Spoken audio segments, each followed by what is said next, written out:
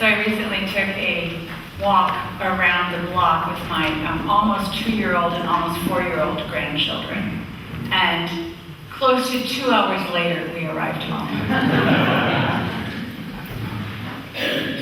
We looked at so many things that I would normally have never seen.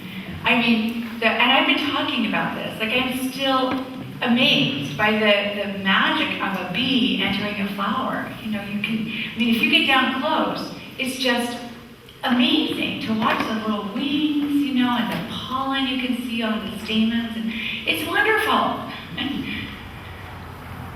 We examined rocks, trickling water, you know, the whole thing. Slowing down is so countercultural, isn't it? I mean, slowing down to that extent.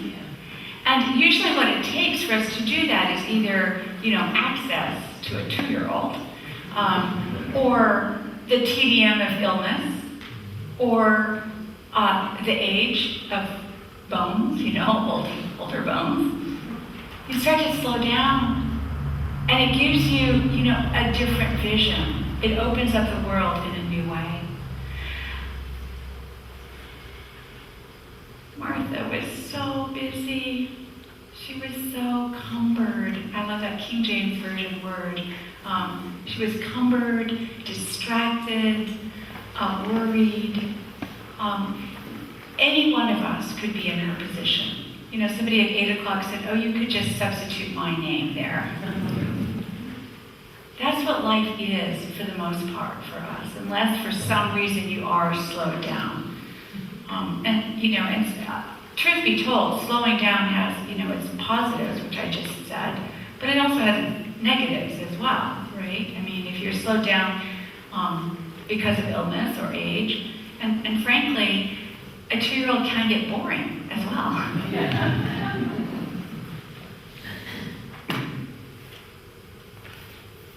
Any one of us could be the Martha of this story. You know, I do check my phone way more than I want to, but it's there, and it's somehow I do it. And I'm guessing I'm not the only one in this room.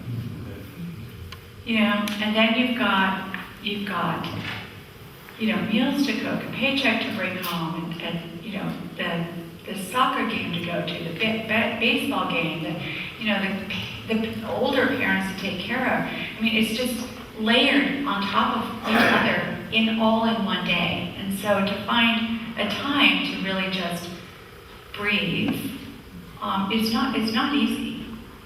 And Jesus comes to Martha, and Martha is a good friend of Jesus. They're really close friends. She is not always like this. She has hosted him many times. Martha's home is where Jesus finds shelter and food and downtime and friendship. So she's not always worried and distracted, but for whatever reason, on this occasion, she pretty much just loses it with her busyness. And she comes to him, and she blames him. And then she blames her sister, and she complains, you know, well, I don't know about you, but when I get really stressed out, I am a lot of times apt to blame somebody else for my own self-induced misery. I'm likely to kind of lash out at someone else. Maybe I don't lash out outwardly, but inwardly I'm like, Argh. Martha lashes out, and Jesus calms her down, regrounds her, brings her back to herself when he just says her name so tenderly twice. You know, when somebody says your name twice in a loving way, Martha, Martha, you know, automatically that just kind of regrounds you and pulls you back into yourself and helps you to remember, wait a minute, what is really important in this moment? What's really important here? In this circumstance, Jesus is on his way to Jerusalem. There's not going to be a whole lot more gatherings at Martha's home. This is one of the last ones. It's not the last one, but I mean, it's getting close to one of the last ones. this time with him is precious. It's irrepeatable. It's precious time. And Martha and Mary, he says, Mary's chosen the better part. Well, what part has Mary chosen? It's the better part. She's chosen basically to be with him. Just to be with him.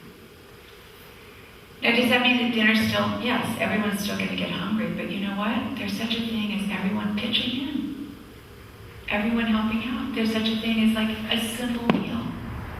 And for whatever reason, Martha got tangled up with maybe wanting to put on a big production meal. I don't know, we can't read our way back into that, but the first time I hosted, now Martha had hosted many times, but the first time I hosted a family Thanksgiving dinner, I pored over cookbooks for days, to find the perfect lentil nut loaf recipe. That dates me, doesn't it? The perfect, all the different cranberry sauces that we would have, the various kinds of greens, because, string beans and salad wasn't enough. The 5 different pies we were going to have, the homemade rolls, and I did it. I did all of that with a new baby, It's crazy to look back on, right? But I was wrapped up, number one, I was wrapped up honestly in my ego of wanting to show that I was a competent householder. I adored my mother-in-law, idolized her, and I wanted to show her that I could do this too. We ate very late.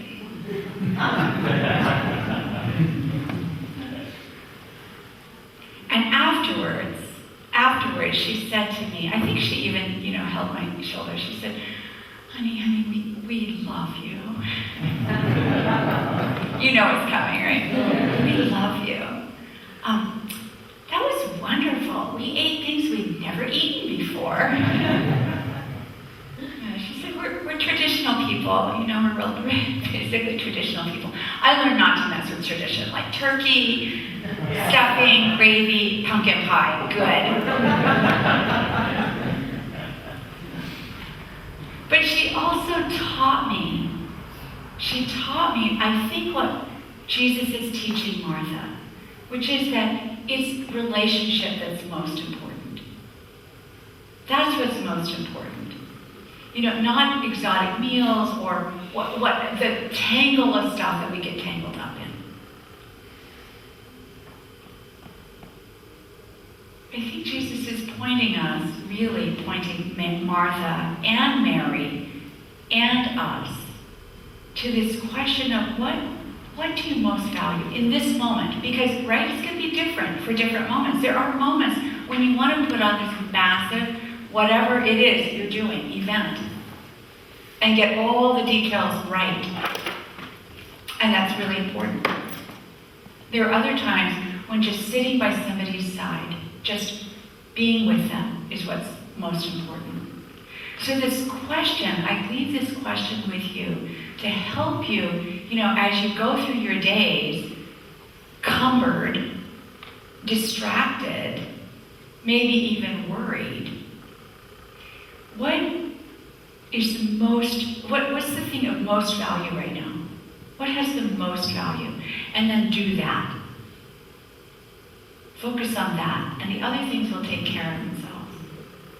What has the most value in this moment?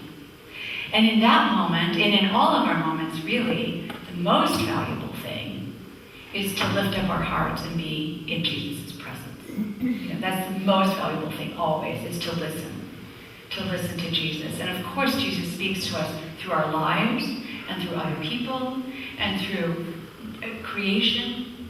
But when we listen, then we usually know what is the right thing to do in this moment. Let us work on choosing the better part.